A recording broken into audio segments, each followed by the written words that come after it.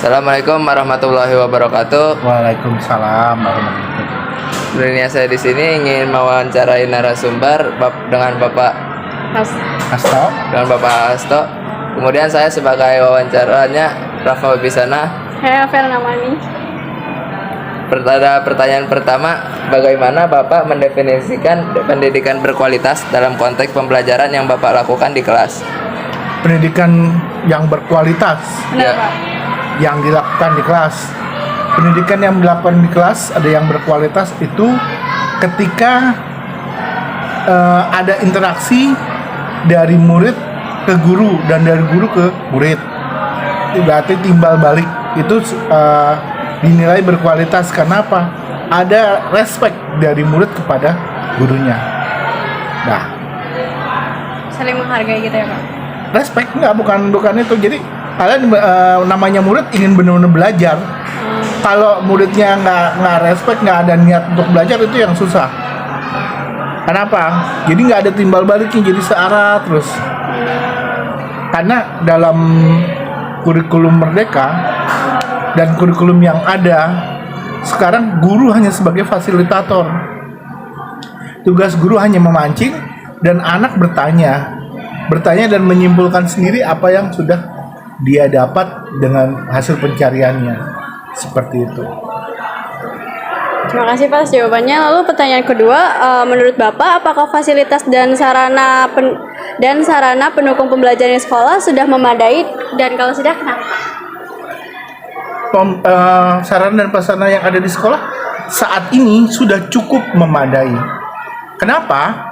Karena mulai dari LCD proyektor, yang namanya speaker sudah disediakan. Itu sudah bisa untuk pembelajaran multimedia. Jadi untuk memancing pembelajaran yang baik itu tadi, sarana prasarana ini mendukung. Nah, saat ini sudah sangat mendukung. Sudah ada layar LCD, sudah ada multimedia. Gurunya sudah menggunakan perangkat laptop. Bukannya sudah siap dengan multimedianya. Nah, itu.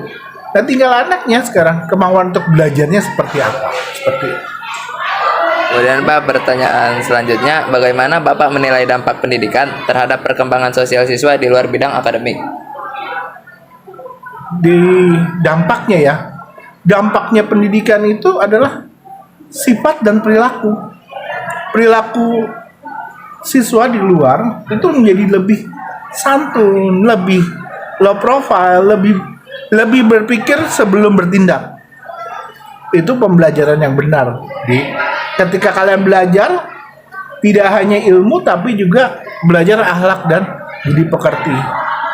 Demikian. Baik, terima kasih Pak. Lalu pertanyaan yang keempat, bagaimana sekolah menangani perbedaan kemampuan belajar di antara siswa? Apakah ada program khususnya Pak? Sekolah menangani perbedaan. Ya. Nah, Kemampuan itu siswa. dengan sebenarnya udah ada programnya. Ada program khusus ya untuk menangani itu ya. Jadi sebenarnya gurunya ini udah guru saya ini lebih cenderung melepas anak itu. Kenapa? Saya lebih cenderung yang pintar saya biarkan belajar sendiri dulu. Saya lebih cenderung memperhatikan anak-anak yang kurang ini butuh perhatian khusus ya. Butuh perhatian khusus untuk penanganan yang lebih intens. Namanya programnya sebenarnya pembelajaran perbedaan lah, yang membedakan seperti itu. Itu aja. Kemudian pada pertanyaan kelima, sejauh mana kurikulum yang ada saat ini mencerminkan kebutuhan peserta didik dan perkembangan sosial yang terjadi di sekitar kita? Kurikulum yang sekarang ini kan adalah kurikulum Merdeka. Jadi lebih cenderung lebih pada praktek sebenarnya. Jadi kayak mata pelajaran saya kalian PKWU. Saya hanya mengajarkan sedikit sama kalian tentang apa itu PKWU, pengantarnya ya. Apa itu PKWU dan bagaimana seorang pengusaha. Selebihnya kalian saya pancing untuk membuat kerajinan. Dan kalian bisa mempresentasikan dan kira-kira bisa harga jualnya berapa? Itu sebenarnya nantinya ketika kalian lulus tidak dapat lapangan kerja, kalian bisa membuat lapangan usaha seperti itu kira-kira. Dampak sosialnya paham kan jadinya ya? Lalu selanjutnya pertanyaan ke Kenapa? kenapa? Apakah sekolah menyediakan program pelatihan atau pengembangan untuk guru? Jika iya, bagaimana hal itu berpengaruh pada kualitas pengajaran, Pak? Sekolah menyediakan pelatihan itu lewat kegiatan-kegiatan in-house training, lewat kegiatan-kegiatan workshop. Nah ini biasanya diadaptasi oleh guru untuk pembelajaran di kelas seperti itu. Oke? Pada pertanyaan ketujuh, bagaimana pendapat Bapak mengenai dukungan pemerintah atau dinas pendidikan terhadap peningkatan kualitas pendidikan di sekolah? Dukungan dinas pendidikan terhadap sekolah untuk kualitas pendidikan banyak. Penyediaan sarana prasarana mulai dari perangkat pembelajaran, terus pelatihan bagi guru, terus ada kegiatan-kegiatan workshop bagi guru baik di sekolah maupun di luar sekolah, terus kerjasama dinas pendidikan dengan berbagai perguruan tinggi untuk perkembangan siswa sendiri, kerjasama dinas pendidikan dengan beberapa bidang, kayak katakan beberapa bidang ya, untuk meningkatkan pembelajaran siswa dan guru. Demikian. Baik, selanjutnya pertanyaan terakhir, bagaimana Bapak menilai kualitas pendidikan di sekolah ini secara keseluruhan? Penilaian saya terhadap kualitas pendidikan di sekolah ini, Ya. saya menilainya cukup baik. Tinggal kembali lagi pada siswanya. Sekolahnya baik, gurunya baik, dan rata-rata guru-guru di SMA 5 ini rata-rata loh saya bilang sudah pendidikannya sudah mencapai pasca sarjana. Boleh dikata sudah 60% gurunya sudah pasca sarjana. Apa yang kurang? Gak ada, saya bilang udah cukup baik. Kembali lagi pada siswanya. Apakah siswanya benar-benar datang melihat mau belajar atau hanya sekedar gue yang penting di sini dapat ijazah. Seperti itu kan banyak. Dia teman kamu sekelas aja juga begitu rata-rata. Ya kan? Datang, duduk, tidur. Habis itu pulang. Nah, iya kan? Tapi nggak semua kan? Ya kan nggak semua. Tapi kalau diperhitungkan yang begitu banyak. Nah makanya kembali lagi pada sekolah itu sudah baik saya katakan, manajemennya baik, sarana prasarananya baik, guru-gurunya baik, tinggal bagaimana siswanya, niat dan semangatnya seperti apa. Demikian. Oke? Baik, terima kasih banyak ya Oke, Pak. sudah? Sudah. Cukup. Baik, terima kasih ya Pak atas Oke. wawancaranya. Jadi kita tahu tentang SMA 5 lebih dalam. Di perspektif gurunya gimana? Ya, selamat siang Pak Asep. Sebelumnya mohon maaf mengganggu waktunya kami. Saya Nabila Latos Penramani. Saya Rafa Wisana. Kami izin untuk mewawancarai Pak Asep terlebih dahulu ya Pak. Oke. Jadi menurut Bapak, bagaimana Bapak mendefinisikan pendidikan berkualitas dalam konteks pembelajaran yang Bapak lakukan di kelas? Ya, pendidikan berkualitas itu intinya pendidikan yang menyenangkan, tidak terlalu stres, tetapi memahami substansi dari materi yang diajarkan. Itu yang pertama. Yang kedua, begitu mendapatkan tugas, soal-soal bisa diselesaikan dengan baik. Itu. Berarti kurang lebihnya kayak serius tapi santai ya Pak? Ya, betul. Oke, baik, terima Dan kasih itu Pak. pemahaman bermakna. Jadi sampai 10, 15 tahun, 30 tahun ke depan masih ingat. Ya. Wow.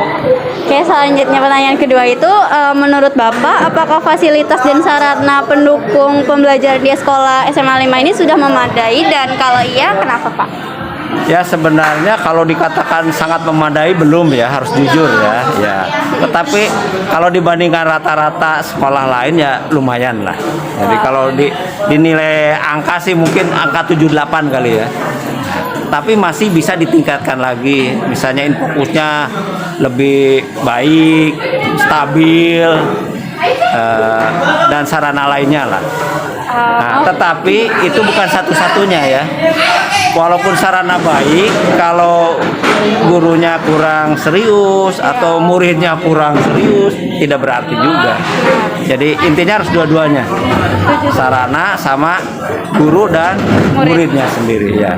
Kolaborasi ya, kerjasama yang baik. Kemudian Pak, ada pertanyaan selanjutnya, bagaimana Bapak menilai dampak pendidikan terhadap perkembangan sosial siswa di luar bidang akademik? Nah, memang saat ini guru bukan satu-satunya sumber ilmu ya, karena ada media lain yang medsos yang sangat luar biasa ya. Nah, makanya kalau dari sisi knowledge, ilmu pengetahuan mungkin guru itu hanya seperberapanya ya. Tetapi kalau urusan mendidik, ngasih contoh, ngasih teladan, memberikan pesan moral, ngasih support, itu guru masih sangat berperan. Karena tidak ada media yang bisa menggantikan guru, bahkan robot pintar sekalipun. Ya. Oke, selanjutnya pertanyaan keempat, bagaimana sekolah menangani perbedaan kemampuan belajar di antara siswa? Apakah ada program khususnya, Pak? Ya, memang secara program khusus sih saya lihat sih belum ada ya. Nah, tetapi dari kurikulum sudah ngasih ngasih petunjuk bahwa setiap guru itu harus memberikan pembelajaran yang terdiferensiasi. Artinya gini, bisa diterima oleh semua, dari yang ABK sekalipun sampai yang paling pintar. Nah, tetapi memang dalam prakteknya tidak terlalu mudah ya. Tidak terlalu mudah. Karena kita tidak mungkin mengikuti yang pintar aja kayak Arvin ya. Arvin ya susah. Atau mengikuti yang ABK. Paling kita mengikuti yang tengah-tengah saja. Yang dominan ya, Pak? Ya. Nah, untuk yang sangat pintar mungkin dikasih pengayaan aja soal-soal tantangan. Makanya saya sering kan, silakan 20-30 soal silakan ya bagi yang mampu. Tapi bagi yang tidak, ya sekurang-kurangnya dari sekian ini beberapa soal diselesaikan. Gitu. Kemudian Pak, ada pertanyaan selanjutnya, sejauh mana kurikulum yang ada saat ini mencerminkan kebutuhan peserta didik dan perkembangan sosial yang terjadi di sekitar kita?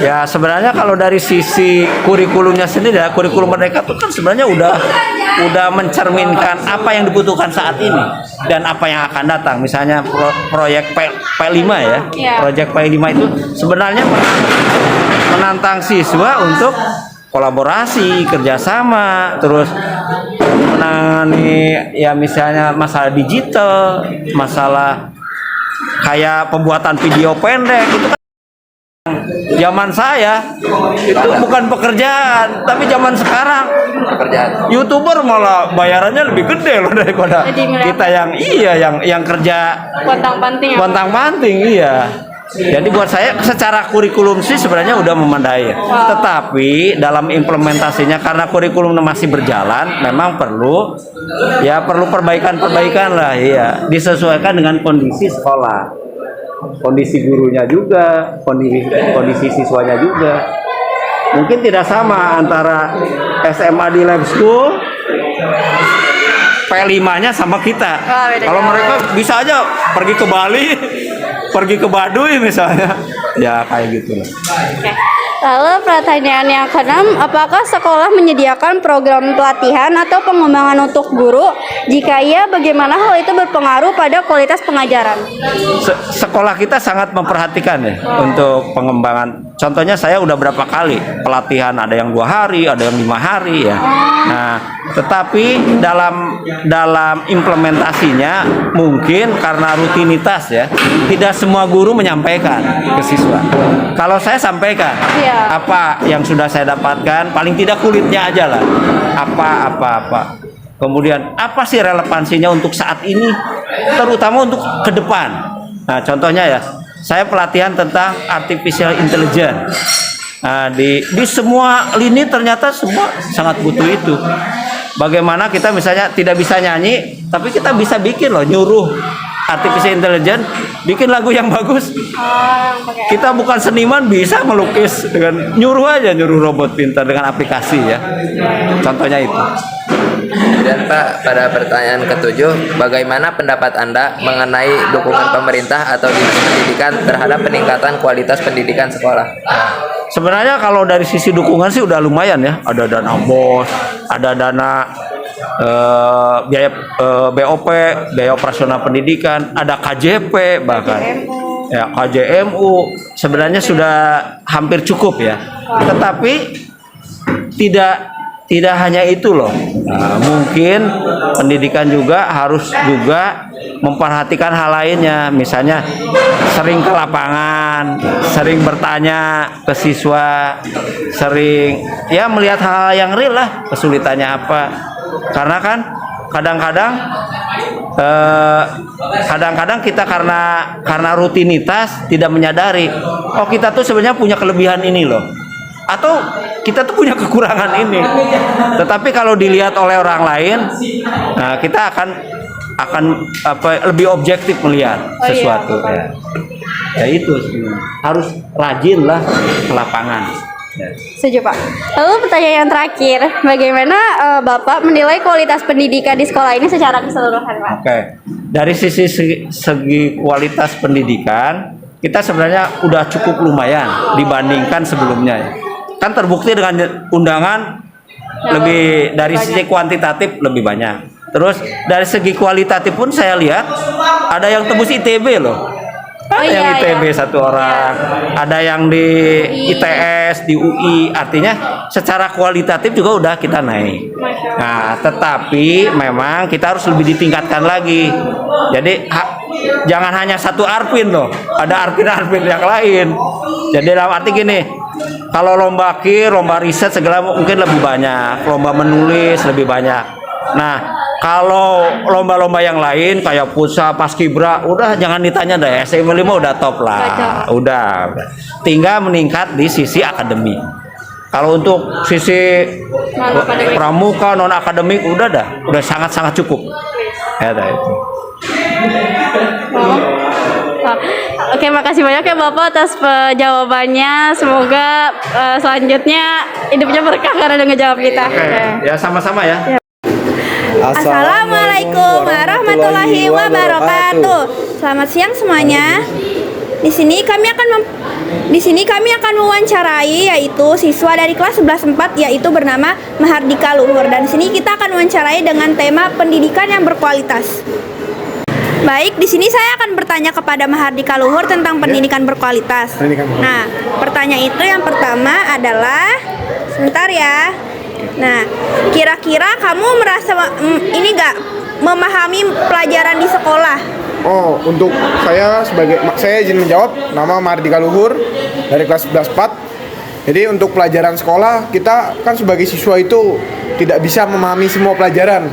Ada yang sesuai passion, ataupun tidak. Jadi minimal kita ada yang paham dan ada juga yang lebih condong. Kalau saya lebih suka ke pelajaran agama Islam. Karena itu di dalam itu ada dunia dan akhirat. Kalau udah kita pegang, insya Allah semuanya bisa. Insya Allah saya nggak janji. Ya, oke. Berarti cukup merasa paham ya? Oh iya, cukup merasa paham. Nah, di sini saya ingin bertanya lagi. Kira-kira pendapat kamu tentang cara guru mengajar di kelas itu efektif atau enggak? Untuk guru ya kita bisa lihat ada beberapa guru ya yang cara mengajarnya itu unik. Yang bahkan ada pun metode caranya itu yang pertama mungkin ada Pak Panji, yaitu ada ice breakingnya sebelum memulai pelajaran.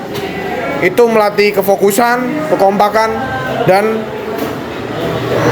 introspeksi dan ya begitu untuk khususnya para siswa-siswi yang diajarnya. Oke, berarti efektif ya. Nah, kira-kira fasilitas di sekolah itu seperti perpustakaan, laboratorium, atau ruang kelas itu ngedukung nggak buat kegiatan belajar kamu? Nah, untuk fasilitas nih, kalau boleh tahu, biologi saya akuin mendukung, ya kan? Karena saya praktek biologi dong. Oke. Nah, untuk yang lainnya, perpus oke lah, karena udah direnovasi, jadi di lantai 2 sekarang, dan ditukar menjadi lantai, yang ruang guru di lantai 1. Untuk fasilitasnya saya bilang saya anggap oke untuk sarana prasarananya. Oke, terima kasih. Nah, ini ada lagi nih. Kira-kira kamu merasa ini gak kesulitan gak dalam pelajaran itu? Ada gak kira-kira pelajaran yang menurut kamu itu sulit untuk dipahami? Ada sih, tapi mungkin ada pelajaran yang saya sulit pahamin, cuman saya nggak mau bilang. Takutnya apa? Takut tersinggung. Oke? Jadi ada pembelajaran, tapi saya berusaha untuk memahami. Kita itu sebenarnya bisa, cuman males. Ya, betul. Nggak ada anak yang bodoh, tetapi ada anak yang males. Keren. Nggak ada. Semua bisa dipelajarin, ya. Semua dipelajarin, insya Allah bisa. Cuman orang males doang. Ya. Oke. Nah, mana pendapat kamu tentang jumlah tugas atau pekerjaan rumah yang diberikan? Terlalu banyak atau terlalu sedikit atau sudah sesuai? Ya, kalau saya anggap itu sudah sesuai lah. Kalau bisa tips dari saya, khususnya Mahardika Luhur, itu kalau ada tugas langsung dikerjain sekolah. Jadi di rumah itu udah nggak ada pekerjaan rumah. Jadi kita tinggal nyantai-nyantai. Iya. Oke? Jadi itu terlalu banyak, terlalu sedikit apa sesuai? Sesuai. Oke, Kalau gue bilang. sesuai. Nah itu karena kita gampangin, udahlah tunda-tunda aja, gurunya nyantai ini. Jangan begitu. Kita harus hapus stigma itu. Oke? Oke. Apakah materi yang diajarkan di sekolah relevan dan bermanfaat untuk kehidupan sehari-harimu? Oke, bisa kita ambil, kita jawab ya. Saya izin menjawab. Untuk materinya relevan karena pertama ekonomi, kita membahas keuangan, APBN, APBD, karena itu kan kehidupan relevan kita. Ada matematika juga, matematika wajib, yang mana itu adalah bunga majemuk. Kita misalnya minjem ke bank, kita tahu berapa bunganya, berapa potongan harganya, berapa diskonnya, oke? Ya. Oke, lalu apakah ada kegiatan ekstrakurikuler yang membantumu mengembangkan minat dan bakatmu? Oke, untuk kegiatan ekstrakurikuler atau bisa kita sebut itu eskul banyak sekali membantu. Yang pertama saya merasa terbantu oleh Rohis karena yang pertama manfaatnya yaitu saya menjadi lebih pede, bisa banyak relasi, bisa belajar ngomong di depan umum dan lebih banyak mengetahui tentang Islam. Oke. Bagaimana suasana di sekolah? Apakah kamu merasa nyaman dan termotivasi untuk belajar? Untuk suasana di sekolah, saya di 11/4 alhamdulillah merasa aman, lingkungannya mendorong, lingkungannya positif, selalu mengajak kebaikan, selalu mengingatkan dalam tugas, homework, pekerjaan rumah. Terakhir, apakah Anda merasa kurikulum yang diterapkan sudah sesuai dengan kebutuhan siswa di era sekarang? Dan mengapa? Untuk kurikulum saya kira belum sesuai karena banyak sekali siswa dan ini kurang bisa termasuk saya akuin saya bisa kurang, tapi saya terus belajar karena kita kan berproses namanya di sekolah, mau benar mau salah kita yang penting intinya berproses, hasilnya itu ntar aja, yang penting kita udah mencoba. Karena menurut saya itu kurikulum merdeka itu kurang karena kita kebanyakan ditinggal ya. Jadi siswa-siswa menggampangkan seolah-olah kita bakal naik kelas terus walaupun kita tidak mengerjakan tugas. Oke, baik. Terima kasih Mahardika Luhur karena sudah menjawab pertanyaan yang tadi kami sudah tanyakan. Wassalamualaikum warahmatullahi wabarakatuh. Assalamualaikum warahmatullahi wabarakatuh. Selanjutnya kita akan mewawancarai yang bernama Hafiz Fahrezi dari kelas 11/5. Baik, saya akan menanyakan beberapa pertanyaan untuk Hafiz. Yang pertama itu adalah, apakah kamu merasa pembelajaran di sekolah itu mudah dipahami dan mengapa? Menurut saya pembelajaran di sekolah itu mudah dipahami karena guru-gurunya juga ya yang efektif lah dan efisien dalam mengajarnya, jadi murid-muridnya mudah paham gitu. Oke, yang kedua itu bagaimana pendapat kamu tentang cara guru mengajar di kelas? Apakah itu udah efektif? Menurut saya sudah efektif lah, sudah cukup efektif. Oke. Yang ketiga itu, apakah fasilitas di sekolah seperti perpustakaan, laboratorium, atau ruang kelas itu cukup mendukung kegiatan belajar kamu? Perpustakaan sih sudah cukup mendukung karena banyak kan tuh fasilitas bukunya segala macam, lab juga lumayan banyak, ya sudah cukup mendukung lah. Oke. Yang keempat itu, apa kamu merasa cukup diperhatikan oleh guru jika mengalami kesulitan dalam belajar? Menurut saya sih sudah ada beberapa guru yang perhatian ya kepada siswa yang kurang serius belajarnya, dia lebih nekanin buat siswa itu maju ke depan, jadi siswa bisa paham cara ngerjainnya. Yang kelima itu, bagaimana pendapat kamu tentang jumlah tugas atau pekerjaan rumah yang diberikan? Terlalu banyak, terlalu sedikit, atau sudah sesuai? Kadang sih ada guru yang kebanyakan, tapi banyak guru juga sesuai lah, cukup, nggak banyak, nggak dikit, sesuai porsinya masing-masing. Oke Hafiz, jadi pertanyaan yang keenam, apakah materi yang diajarkan di sekolah relevan dan bermanfaat untuk kehidupan sehari-harimu? Menurut saya, pengalaman pribadi saya cukup relevan dan bermanfaat, jadi saya bisa mempraktikkan beberapa materi yang ada di sekolah ke kehidupan saya sehari-hari. Oke, ketujuh, apakah ada kegiatan ekstrakurikuler yang membantu mengembangkan minat dan bakatmu? Ada, saya ikutin ekstrakurikuler, salah satunya ekstrakurikuler pencaksilat. 8. Bagaimana suasana di sekolah? Apakah kamu merasa nyaman dan termotivasi untuk belajar? Yang jelas saya merasa nyaman karena keadaan kelasnya yang mendukung saya untuk nyaman. Kan kalau kelasnya ramai nggak mungkin saya nyaman belajar. Oke, lalu yang terakhir, kurikulum yang diterapkan sudah sesuai dengan kebutuhan siswa di era sekarang, dan jelaskan mengapa. Menurut saya kurikulum Merdeka ini kurang efektif ya buat siswa karena banyak membebankan pekerjaan rumah dan terlalu banyak proyek menurut saya ke siswanya, jadi menambah tugas siswa yang harusnya nggak didapat siswa dari kurikulum sebelumnya. Oke, terima kasih Hafiz karena sudah meluangkan waktu untuk bisa diwawancarai. Wassalamualaikum warahmatullahi wabarakatuh.